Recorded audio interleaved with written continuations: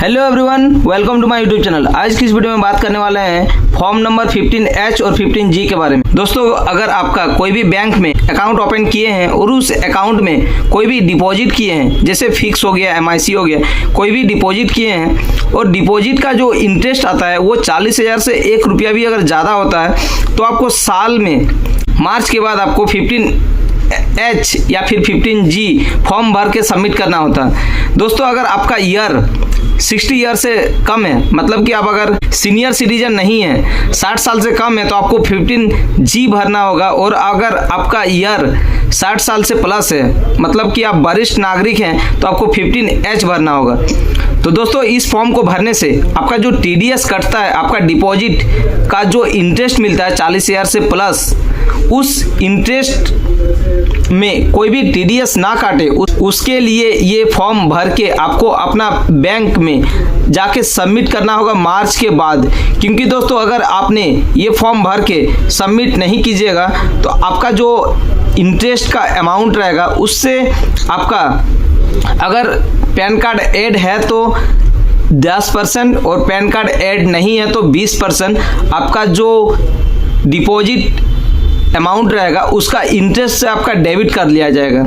तो दोस्तों, अगर आपने कोई भी बैंक में कोई भी अमाउंट डिपॉजिट किए हैं और उस अमाउंट का 15G या फिर 15H फॉर्म भर के सबमिट नहीं करते हैं तो सावधान हो जाइए, आपका अकाउंट से TDS कट सकता है। तो चलिए दोस्तों, आज की इस वीडियो में हम बताने वाले हैं कि फॉर्म नंबर 15H और 15G कैसे फिलअप करते हैं और इस फॉर्म को किस डेट में फिलअप करना पड़ता है, और अगर आपने इस फॉर्म को फिलअप करके सबमिट नहीं कीजिएगा तो क्या आपके साथ परेशानी हो सकती, सारा कुछ इस वीडियो में बात करने वाले हैं। तो दोस्तों, आज की इस वीडियो को आप कहीं पर भी स्किप नहीं कीजिएगा, वीडियो में एकदम लास्ट तक बने रहें। इस वीडियो में आपको पूरा 15G और 15H के बारे में बताने वाले हैं। तो चलिए दोस्तों, वीडियो को स्टार्ट करने से पहले आपने हमारे YouTube चैनल को अगर अभी तक सब्सक्राइब नहीं किए हैं तो हमारे YouTube चैनल को सब्सक्राइब कर लीजिए, जिससे कि आपको बैंकिंग से रिलेटेड वीडियो पर डे मिलती रहेगी।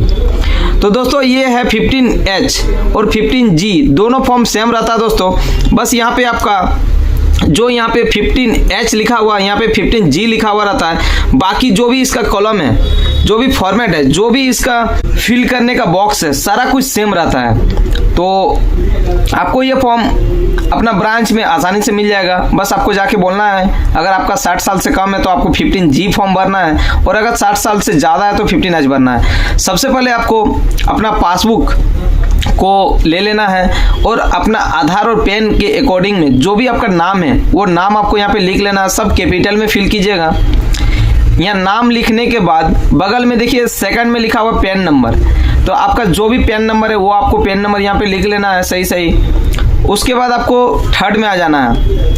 थर्ड में यहाँ देखिएगा डेट ऑफ बर्थ लिखा हुआ है। डेट ऑफ बर्थ में जो भी आपका डेट ऑफ बर्थ है वो आपको यहाँ पे फिल कर लेना है। डेट ऑफ बर्थ फिल करने के बाद फोर्थ नंबर में आ जाना है। फोर्थ नंबर में बोला जा रहा है कि आप कौन सा ईयर में ये फिल कर रहे हैं, तो अभी हम 25-26 में फिल कर रहे हैं, या फिर आप जो भी ईयर में फिल कीजिएगा वो आपको लिख लेना। सेशन जो आपका फाइनेंशियल ईयर का ईयर होता है वो आपको यहाँ पे मेंशन कर लेना है।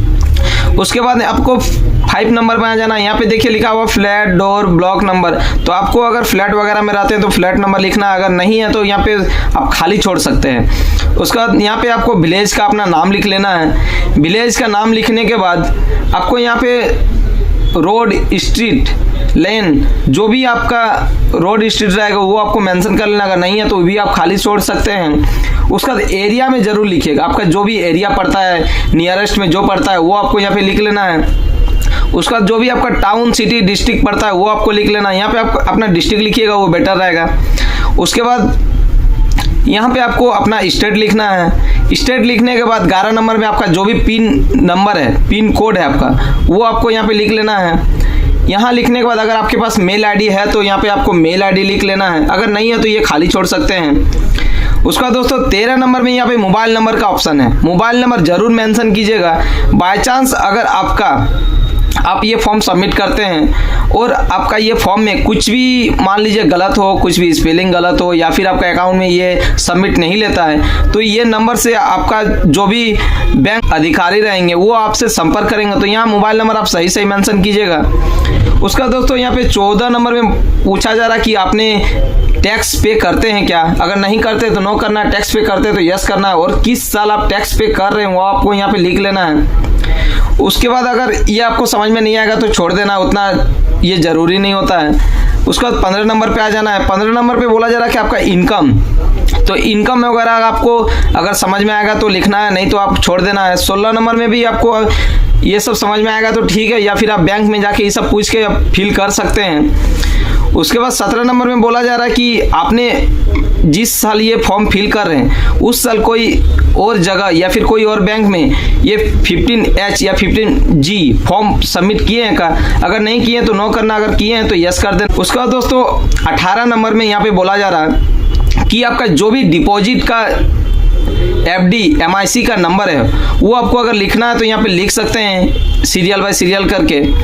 उसके बाद दोस्तों अगर आपको बहुत सारा FD MIC होगा तो ऊपर में आप क्या कीजिएगा, यहाँ पे हेडिंग में अपना अकाउंट नंबर और अपना कस्टमर ID जो आपका सेविंग का रहेगा, यहाँ पे अकाउंट नंबर और कस्टमर ID लिखिएगा। तो उससे भी आपका जो अकाउंट में जो भी आप डिपॉजिट किए हैं वो फैच करके आपका अकाउंट में 15G या फिर 15H सबमिट हो जाएगा, जिससे आपका TDS नहीं कटेगा।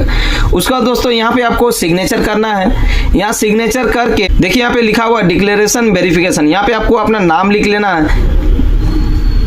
नाम लिखने के बाद यहाँ पे भी आपको थोड़ा नीचे आ जाना है। नीचे आने के बाद यहाँ पे भी आपको साइन कर लेना है। साइन करने के बाद देखिए यहाँ पार्ट 2 का ऑप्शन आएगा। पार्ट 2 में आपको कुछ भी फिल नहीं करना है, पार्ट 2 को आपको एकदम खाली छोड़ देना है। और ये फॉर्म को भर के आप अपना बैंक में पैन कार्ड आधार कार्ड के साथ इस फॉर्म को जमा कीजिएगा, तो आपका जो TDS कटने का रहेगा वो TDS नहीं कटेगा।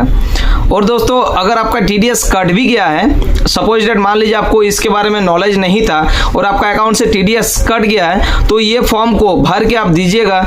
लेकिन जो आपका फाइनेंशियल ईयर है वो आने से पहले, मतलब इस साल आपका जैसे अभी 25 चल रहा है, 25 में आपका TDS कट गया, तो मार्च 26 आने से पहले इस फॉर्म को आप भर के अपना ब्रांच में सबमिट कीजिएगा, तो आपका वो TDS जो कटा है वो रिटर्न आने की संभावना हो सकती है। लेकिन जैसे मार्च पार हो जाएगा, 2026 आ जाएगा, तो आपका जो भी TDS कटा है वो आने की कोई संभावना नहीं हो सकती है। तो दोस्तों अगर आपका कोई भी बैंक में कोई भी डिपॉजिट अमाउंट है तो एक बार जरूर जाके चेक कर लीजिए कि आपका अकाउंट में 15G 15H सबमिट हुआ है कि नहीं। अगर नहीं हुआ तो आप ये फॉर्म को फिल करके दीजिए, नहीं तो आपका भी अकाउंट से TDS कट सकता है। तो आज की इस वीडियो में दोस्तों 15G 15H के बारे में आपको जो भी जानकारी दी है, अगर जानकारी आपको अच्छा लगे तो हमारे इस वीडियो को लाइक और हमारे YouTube चैनल में नए हैं तो चैनल को सब्सक्राइब कर दीजिएगा, जिससे कि आपको बैंकिंग से रिलेटेड वीडियो पर डे मिलती रहेगी। तो चलिए दोस्तों आज के लिए इतना ही, फिर मिलते हैं नेक्स्ट वीडियो में, तब तक के लिए धन्यवाद।